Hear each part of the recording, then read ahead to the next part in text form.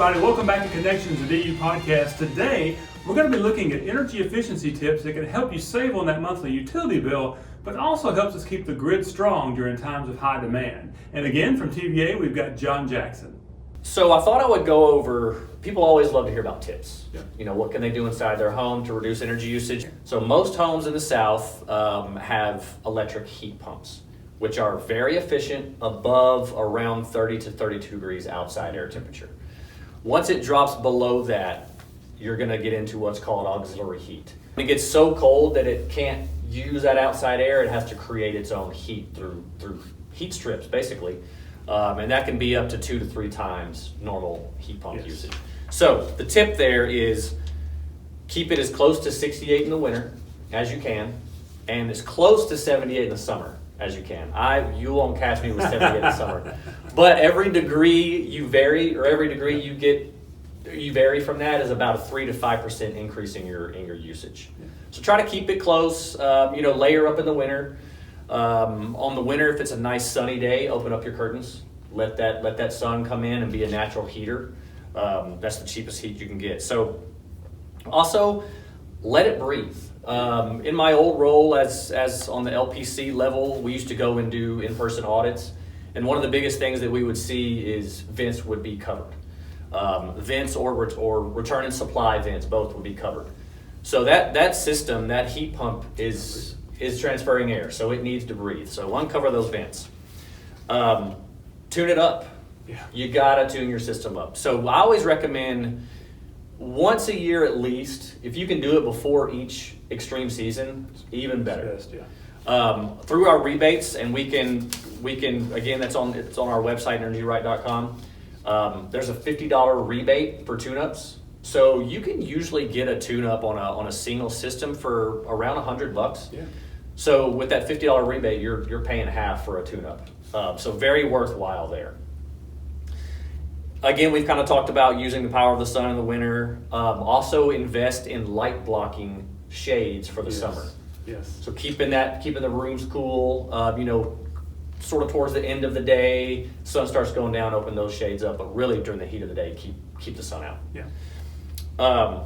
Number 2, kind of in that HVAC space, is I have it seal it up. Mm-hmm. So weatherization, weather stripping, door stripping, that type of thing. It's all about keeping conditioned air contained. Where you want it, yeah. So one of the biggest things we used to do, again, is, and you can do at home, is you're standing inside your house on, it's daytime. If you look out through your exit doors and you see light anywhere, that conditioned air is going out. So cold air or warm air infiltration is critical. Currently, through our rebates, again, we're offering $300 rebate for air sealing and up to $500 for insulation. Wow. Through a QCN member. Yeah. So really good rebates there.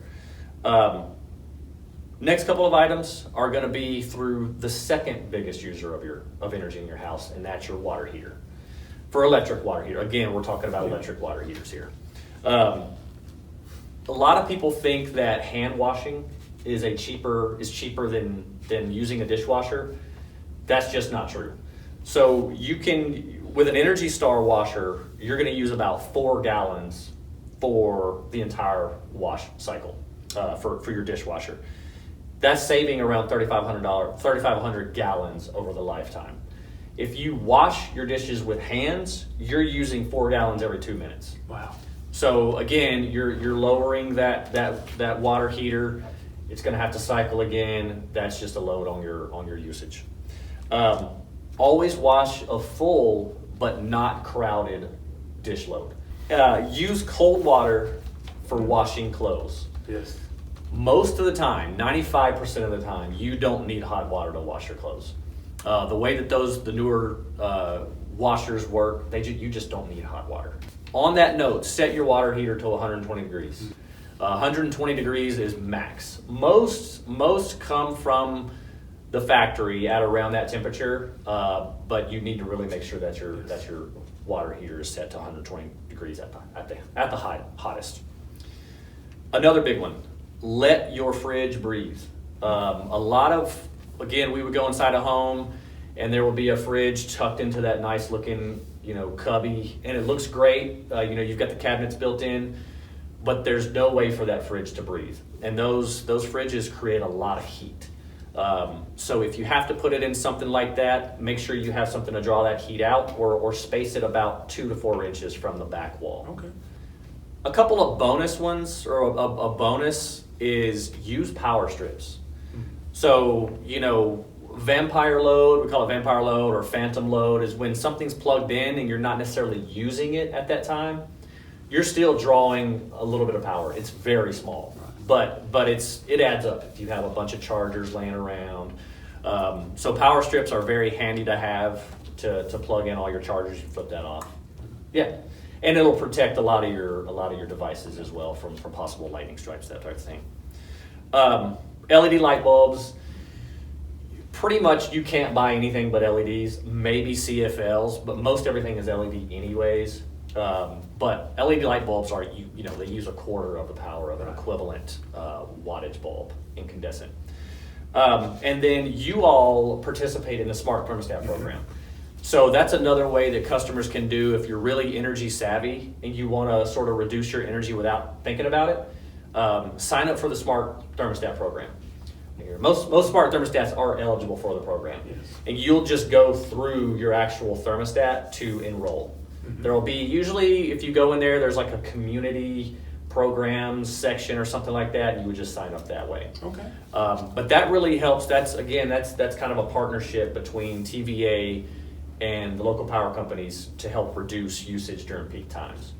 The way that works is, so on the front end, if you enroll and you already have a smart thermostat, you get a $65 rebate. So just by signing up, you get $65. If you enroll in the year round and you participate in at least 65% of events, you get $65 at the end of the year. If you do summer only, you get $20 per year. If you go through the Energy Right Marketplace and actually purchase a thermostat to get into the program, you get a $100 rebate, and then the subsequent $65. Yeah. So it's a really good program. You can opt out anytime, and TVA actually calls the events on peak times of the month when energy is at the highest demand, and we actually control the customer's thermostat. They can opt out at any point. Yep. And when I say control, that kind of might scare people, but all we're really doing is just controlling that thermostat 2 to 4 degrees. That's it. And again, you can hit opt out at any time. So that's a really good program. So you can find out more about that on our website, or I'm not sure if you guys have it. We do. On your website. Okay. So you can go to either one of those and find out more. Okay. Yeah. Great. Sure. So lots of great options there for residential customers. You can find that information at energyright.com, or you can go to decaturutilities.com, and we've got links back to them as well. So it's real easy to get involved, real easy to sign up for the rebates. Just encourage you to take a look at that, help you save some money, and help us keep the grid strong in these times of high demand. That's right. Well, thanks for joining us on this edition of Connections, the DU podcast. We'll see you next time.